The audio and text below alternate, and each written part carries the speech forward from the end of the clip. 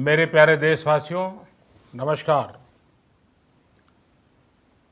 Corona के खिलाफ लड़ाई में जनता कर्फ्यू से लेकर आज तक हम सभी भारतवासियों ने बहुत लंबा सफर तय किया है। समय के साथ आर्थिक गतिविधियों में भी धीरे धीरे तेजी नजर आ रही है। हम में से अधिकांश लोग अपनी जिम्मेदारियों को निभाने के लिए, फिर से जीवन को गति देने के लिए रोज घरों से बाहर निकल रहे हैं।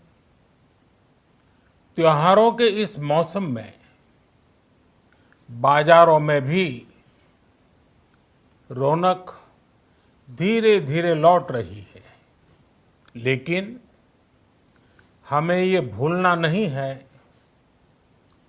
कि लॉकडाउन भले चला गया हो, वायरस नहीं गया है।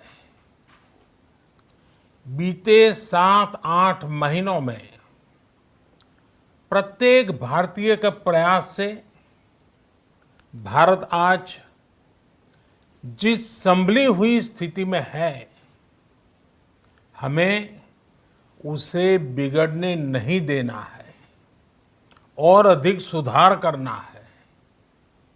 आज देश में रिकवरी रेट अच्छी है, फैटेलिटी रेट कम है।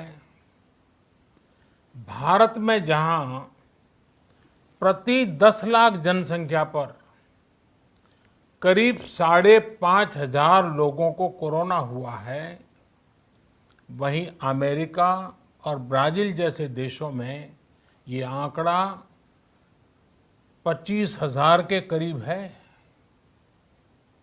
भारत में प्रति 10 लाख लोगों में मृत्यु दर 83 है, जबकि अमेरिका, ब्राजील, स्पेन, ब्रिटेन जैसे अनेक देशों में ये आंकड़ा 600 के पार है। दुनिया के साधन संपन्न देशों की तुलना में भारत अपने ज्यादा से ज्यादा नागरिकों का जीवन बचाने में सफल हो रहा है। आज हमारे देश में कोरोना मरीजों के लिए 90 लाख से ज्यादा बेड्स की सुविधा उपलब्ध है।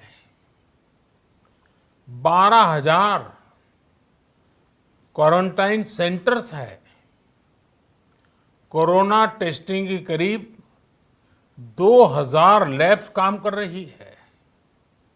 देश में टेस्ट की संख्या जल्द ही 10 करोड़ के आंकड़े को पार कर जाएगी।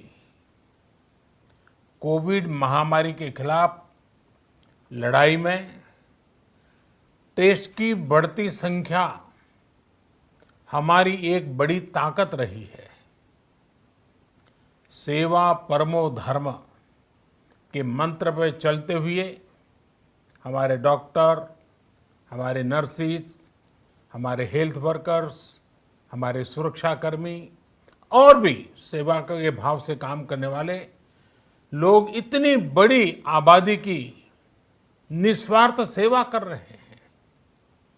इन सभी प्रयासों के बीच ये समय लापरवाह होने का नहीं है।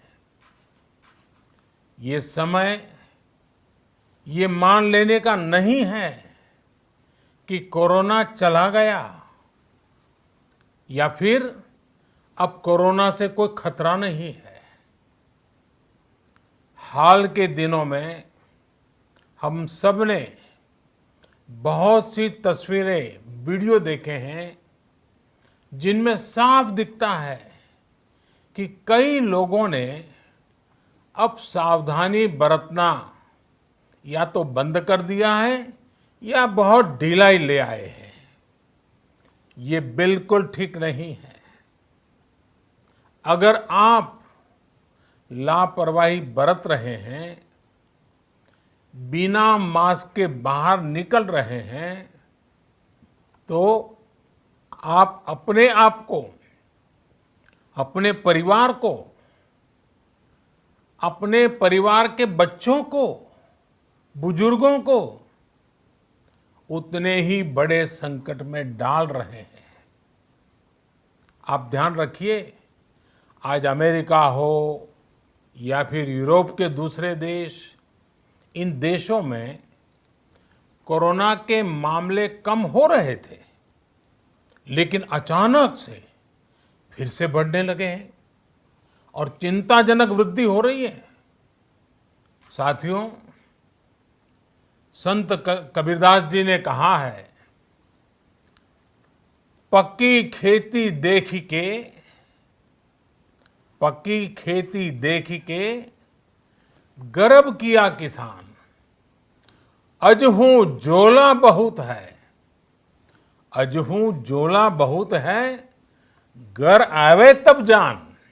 अर्थात कई बार हम पकी हुई फसल देखकर ही अति आत्मविश्वास से भर जाते हैं कि अब तो काम हो गया, लेकिन जब तक फसल घर न आ जाए तब तक काम पूरा नहीं मानना चाहिए। यही कबीरदास जी कह के गए हैं। यानी जब तक सफलता पूरी न मिल जाए, लापरवाही नहीं करनी चाहिए। साथियों, जब तक इस महामारी की वैक्सीन नहीं आ जाती, हमें कोरोना से अपनी लड़ाई को रत्ती भर भी कमजोर नहीं पड़ने देना है। बरसों बाद हम ऐसा होता देख रहे हैं कि मानवता को बचाने के लिए युद्ध स्तर पर पूरी दुनिया में काम हो रहा है। अनेक देश इसके लिए काम कर रहे हैं। हमारे देश के वैज्ञानिक भी वैक्सीन के लिए जी जान से जुटे हैं। भारत में अभी कोरोना की कई वैक्सीन पर काम चल रहा है। इनमें कुछ एडवांस स्टेज पर है, आशास्पद स्थिति दिखती है। साथियों, कोरोना की वैक्सीन जब भी आएगी, वो जल्द से जल्द प्रत्येक भारतीय तक कैसे पहुंचे, इसके लिए भी सरकार की तैयारी जारी है। एक एक नागरिक तक वैक्सीन पहुंचे, इसके लिए तेजी से काम हो रहा है।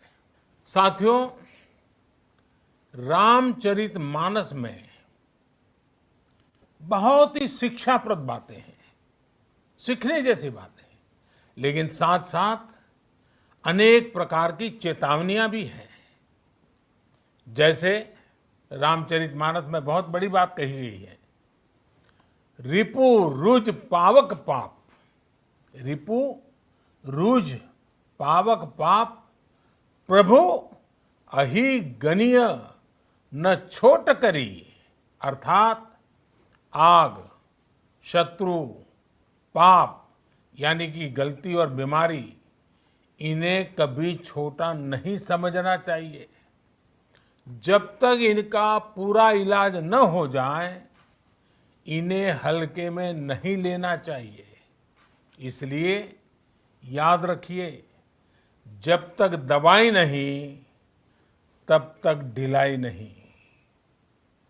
त्योहारों का समय हमारे जीवन में खुशियों का समय है, उल्लास का समय है।